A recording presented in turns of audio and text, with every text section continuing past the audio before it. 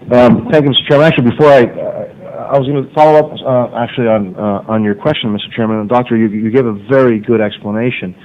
Now, you know, when I represent parts of Miami and Dade County and parts of Collier, so you know, the ratings for the National Hurricane Center broadcast during hurricane season in the part of the state that I represent far exceed the NFL's. It is the thing to watch, and there's been incredible progress on the accuracy of where a hurricane is going to strike. But as far as the strength of the hurricane, obviously that's where we have some weaknesses. Doctor, when you were giving us this explanation, how far are we to have the same type of really significant advances in the ability to, you see the advances in the ability to track where a hurricane is going to land, and the advances there have been just incredible. How far are we to be able to really be able to forecast, the strength of a hurricane when it's going to land? And is it just a funding issue? Is it a technology issue? Is it a little bit of both? It's both. As I said, the new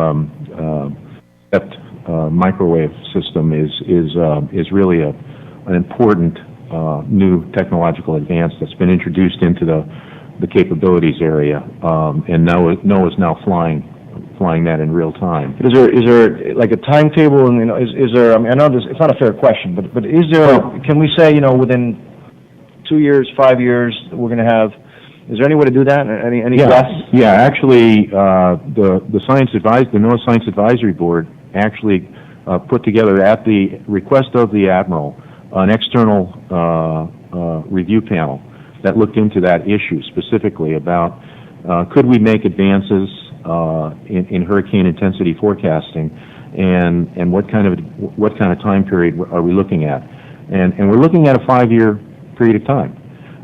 With significant investments in that area, it's a half decade. The mathematical tools are on the shelf, but it takes people once again, and it takes putting together partnerships both from NOAA itself, from within the agency, and from without the agency. So you've got to join the expertise. You've got to leverage the expertise of the academic community that's external to the agency. And it turns out there are not a lot of hurricane modelers and hurricane technologists in the United States.